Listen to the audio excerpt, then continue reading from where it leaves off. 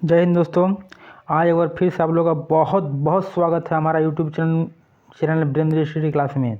आज के वीडियो में हम लोग पढ़ेंगे भारत के साथ बांग्लादेश के संबंध के बारे में, जो बहुत ही इम्पोर्टेंट रहने वाले हैं, खास करके 12th क्लास के जो पॉलिटिकल साइंस के विद्यार्थी हैं उसके लिए, इसके अलावा जो कंपटीशन एग्जाम की तैयारी कर रहे हैं उसके लिए भी। तो चलिए आगे बढ़ते हैं। देखिए, एक चित्र के द्वारा हम दिखाना चाहते हैं दोनों देशों के राष्ट्र अध्यक्षों की जो तस्वीर भी लगा दिए हैं।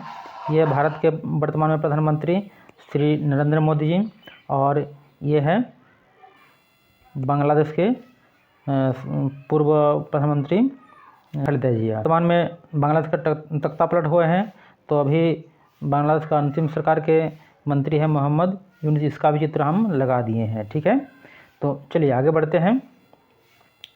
सबसे पहले हम लोग जानेंगे सामान्य परिचय।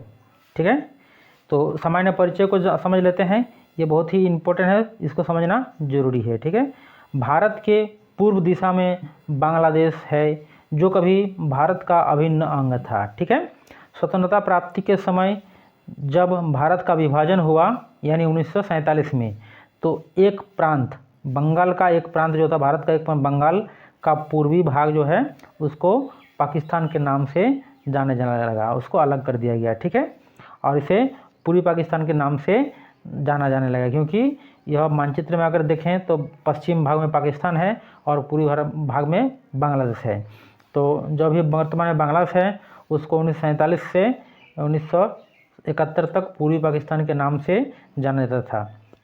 ठीक है, और पूर्वी पाकिस्तान की जो संस्कृति है पश्चिमी पाकिस्तान की अपेक्षा भारतीय बंगाल प्रांत, यहाँ प्रांत लिखा गया है, ठीक है, हो जाएगा प्रांत। ठीक है, प्रांत से अधिक मेल खाती थी। प्रारंभ से ही पाकिस्तान के शासकों ने पूर्वी पाकिस्तान पर निरंकुश और अत्याचारी शासन किया, यानी तरह तरह के वहाँ पर अत्याचार किए जाते थे, उनको अधिकार बहुत कम दिए जाते थे, जिसके कारण पूर्वी पाकिस्तान की जनता पश्चिमी पाकिस्तान से अलग होने की भावना पनपने लगी, यानी धीरे धीरे लोगों के मन में पूर्वी पाकिस्तान के नाम से अलग देश बनाने की मनसा आने लगी। ठीक है, बांग्लादेश की अब बात कर लेते हैं भूमि का। ठीक है, बांग्लादेश की सीमा जो है तीन ओर से भारत की सीमा से घिरी हुई है। ठीक है, और जो चौथी ओर है वो बंगाल की खाड़ी से घिरा हुआ है, जैसे कि मानचित्र में भी हम लोग देख सकते हैं।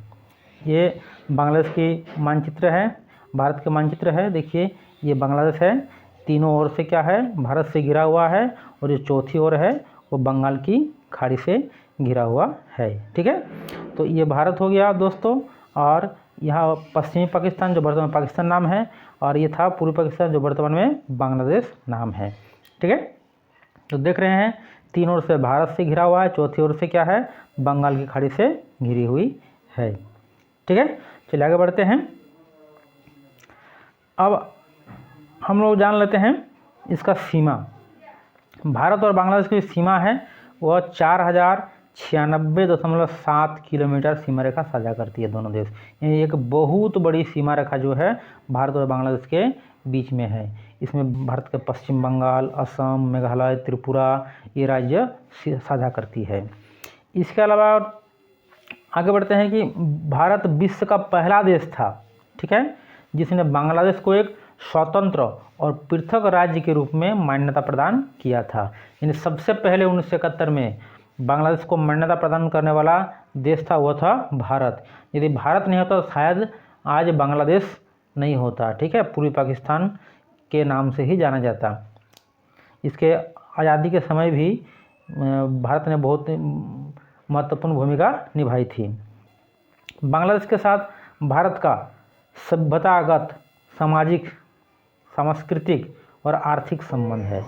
इसको समझते हैं। सभ्यता का मतलब जैसे हम लोग जानते हैं कि हड़प्पा सभ्यता भारत के जो प्राचीन सभ्यता थे, तो पहले भारत का ही अंग था, इसलिए सभ्यता का हो गया। यहाँ का कवि लेखक, वहाँ का कवि लेखक जो लेख लिखते हैं दोनों देशों में पहले चलते थे, खास करके बंगाल में आज भी जो है बांग्लादेश के बहुत सारे लेखकों के लेख चलते हैं।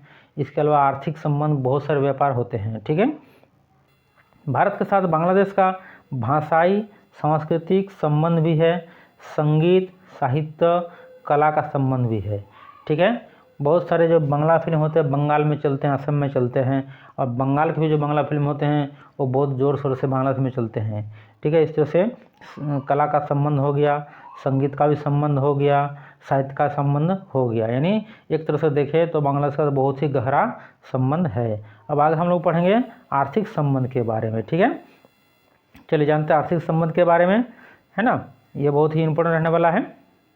भारत के साथ बांग्लादेश का, यानी बांग्लादेश के साथ भारत का भौगोलिक निकटता के कारण दोनों देश सबसे बड़े व्यापारिक भागीदार में से एक है। ठीक है, खास करके बांग्लादेश का जो है बहुत बड़ा व्यापार भारत के साथ होता है।